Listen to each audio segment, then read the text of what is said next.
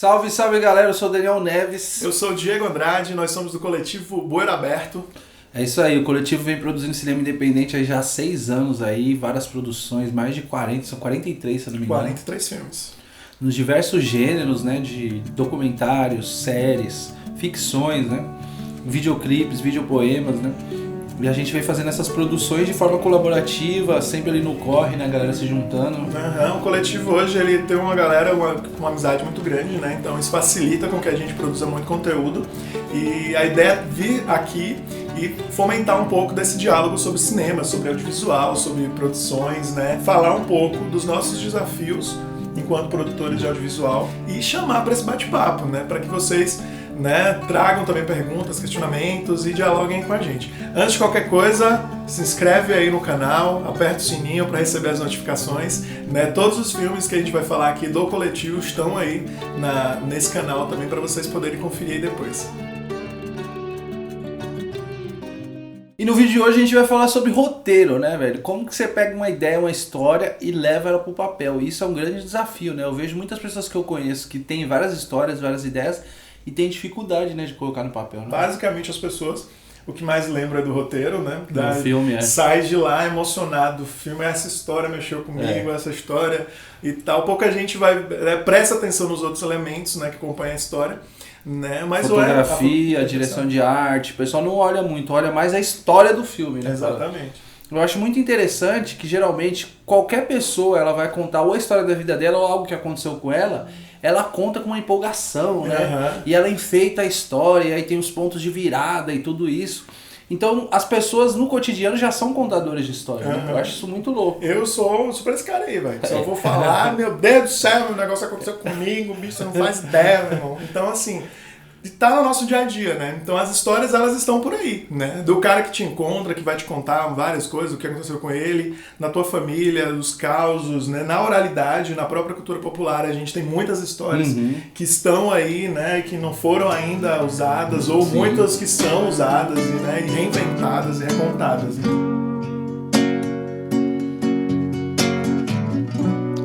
Ouça a batida do seu coração.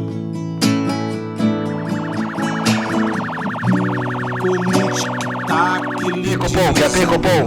Na escuta, Copom, prossiga 361. Positivo, informa aí que cruzamos com o humilhante Wellington da Silva Firmino e o mesmo trocou tiro com a viatura e foi abatido. Copiou, Copom? Então às vezes você usa uma técnica, por exemplo, que a gente chama de storyline, né?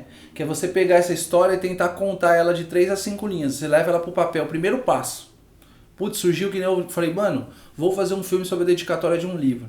Aí eu já escrevi 3 a 5 linhas. A história de um personagem que vê um livro no acebo e vai atrás de quem escreveu a dedicatória. E aí eu comecei a contar para várias pessoas, amigos. Falei, mano, fiquei pensando numa história de um filme assim, velho. Imagina, o cara ir atrás de uma dedicatória.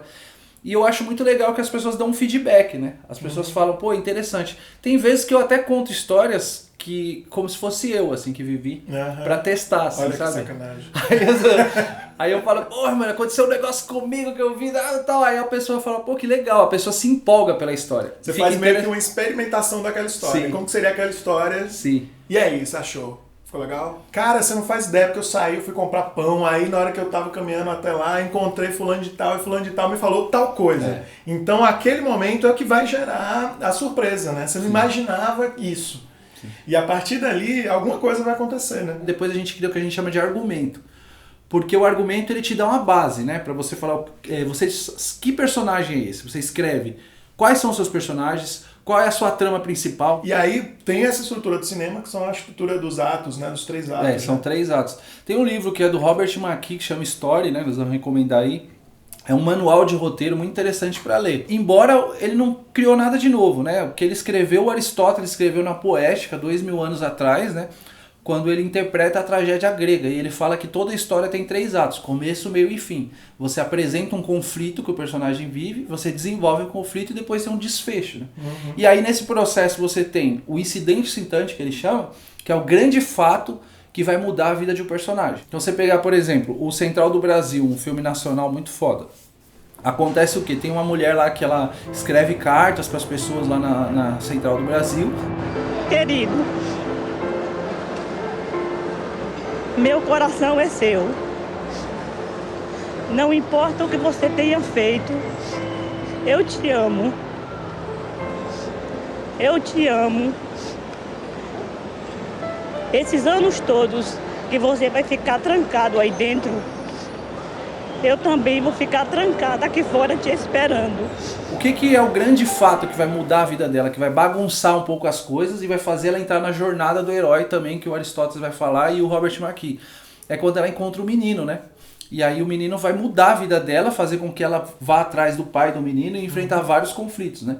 Quando o espectador ele conhece o personagem, ele começa a perceber as dificuldades que o personagem tem. E aí ele vai entrar também nesse universo psicológico daquele personagem. Então, ele caminha junto, né? Ele vai com aquela utopia, ele quer que aconteça alguma coisa, né? Que seja positivo ou negativo em alguns casos, né? Tem gente que torce pra caramba pra dar tudo errado no filme. A pessoa viver a história como se ela fosse o personagem. Então ela sofre junto com o personagem, ela ri junto com o personagem.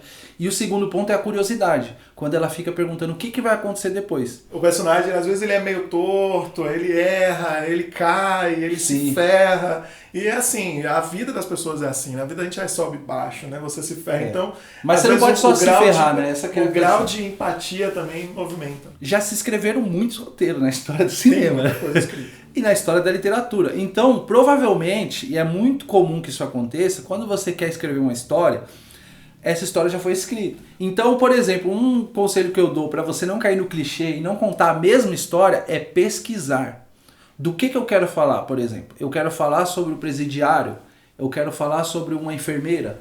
Então você começa a estudar o universo dessa enfermeira. E aí você pode ver filmes, ler livros, ou até tem pessoas que, por exemplo, vai fazer um filme sobre caminhoneiro, o cara vai lá no posto trocar ideia com os caminhoneiros. E fazer um pouco dessa vivência, né? Chegar no universo daquela história que você quer contar. Você não vai me matar, porra! Matar logo, caralho. Logo, caralho.